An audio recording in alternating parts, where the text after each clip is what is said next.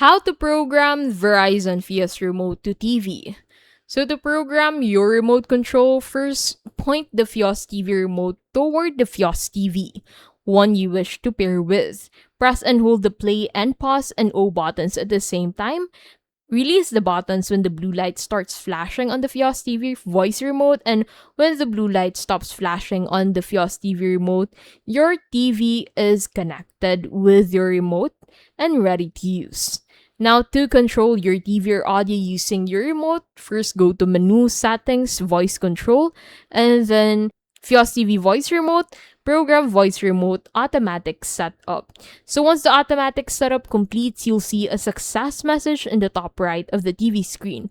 If this does not work for you, skip to step 2. So step 2, go to Menu, Settings, Voice Control, Fios TV Voice Remote, Program Voice Remote, and Manual Setup.